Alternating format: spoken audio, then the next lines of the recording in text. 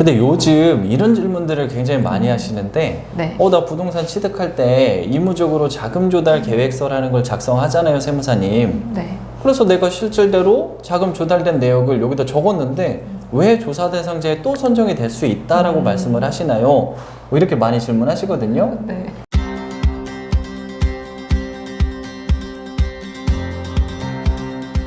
여러분, 안녕하세요. 오늘은 이제 부동산 세무조사에 대해서 얘기를 해보려고 하는데, 부동산 세무조사라고 하면 대부분이 이제 부동산 취득 자금의 원천을 확인하는 자금 출처 조사입니다. 그렇죠. 쉽게 설명을 드리자면 부동산을 취득하는 데 있어서 쓴 돈이 내가 번 돈을 넘어서게 되면 그 넘어서는 돈이 어디서 나왔는지를 확인하기 위한 조사라고 생각을 하시면 됩니다. 맞습니다. 근데 요즘 이런 질문들을 굉장히 많이 하시는데 네. 나 부동산 취득할 때 의무적으로 자금 조달 계획서라는 걸 작성하잖아요, 세무사님. 네. 그래서 내가 실질대로 자금 조달된 내역을 여기다 적었는데 왜 조사 대상자에 또 선정이 될 수 있다라고 말씀을 하시나요?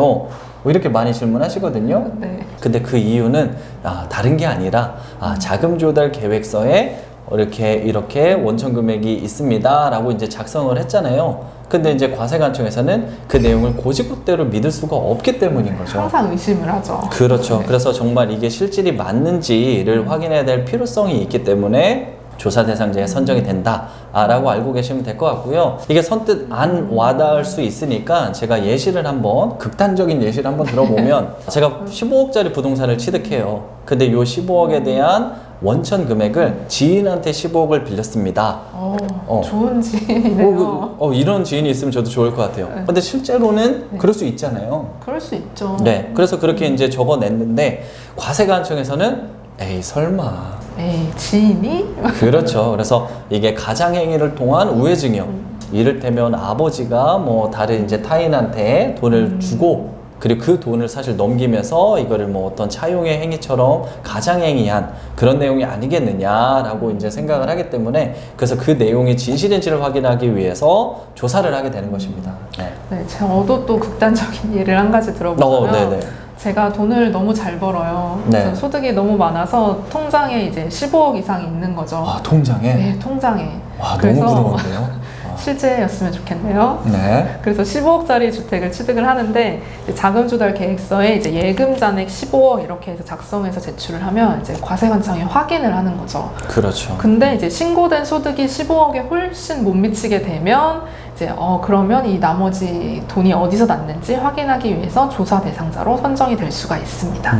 그렇군요. 그리고 부동산 세무조사 시 주의할 점도 이제 몇 가지가 있는데요. 네. 일단 뭐 첫째로는 이런 게 있습니다. 우리가 생각하는 내 소득 금액, 번 돈은 예를 들어서 5년간 10억이라고 가정을 해볼게요. 네. 그러면 저는 난 10억이 원천이 되니까 부동산 10억짜리 오케이 고! 이렇게 해버리거든요. 네. 근데 과세관청에서는 그 10억을 원천으로 생각하는 게 아니고 이 10억에다가 너가 쓴 사용 소비액, 즉 신용카드 지출액 또 차감을 한 순금액만 원천으로 생각을 한다는 것입니다.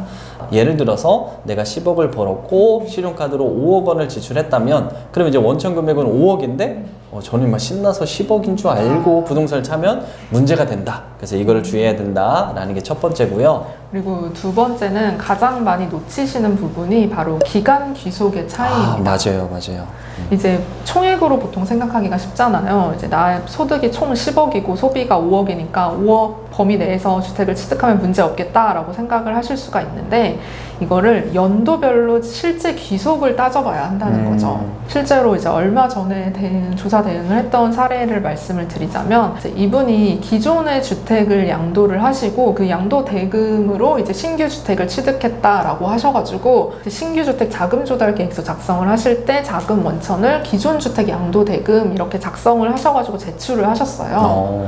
근데 국세청에서 실제로 이거를 확인을 해보니까 기존 주택 양도 대금이 들어오기도 전에 이미 신규 주택의 취득 자금을 잔금까지 다 치르신 거죠. 그럼 또 그 원천이 필요한 거잖아요. 그럼요. 이제 하루 이틀 차이가 나더라도 이게 더 기간 기속이 맞지 않다 보면 이거를 실질 여부를 확인을 하기 위해 조사 대상자로 선정이 될 수가 있습니다. 맞습니다. 그리고 마지막으로 자금 출처 세무조사 시 가장 크게 주의할 점은 그 조사 범위가 확대가 된다라는 것입니다. 맞아요. 그 조사 범위 확대가 된다는 말은 부동산 자금 출처 조사는 보통 이제 증여 세목이거든요. 근데 나중에 이제 조사 결과가 나온 걸 보니 뭐 소득세도 나오고 법인세도 나오고 아이고야. 이렇게 돼버리는 거죠. 그게 왜 그러냐면 부동산 세무조사를 할 때는 당연하게도 자금 출처 조사, 자금 추적 조사가 같이 병행이 되는데요. 그렇다 보니까 계좌를 오픈했는데 이 부동산과 관련된 흐름을 쫓다 보니까 그 외에도 엄청나게 입금된 금액이 많았던 거죠. 그러면 이제 또 궁금해지겠네요. 궁금해지죠. 이 금액은 뭐냐? 뭘 뭐예요? 사업하면서 누락한 금액이지. 그러면 공교롭게도 이 부동산과 관련된 혐의는 사실은 없었는데 그 외에 다른 문제점들까지 과세가 되는 그런 결과가 되다 보니까 어떻게 보면 조사 범위 확대야말로 가장 주의해야 되는 부분이 아닐까 싶습니다.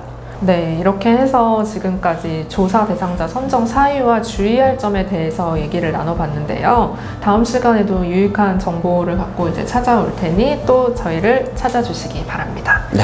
슬기로운 절세생활 하세요.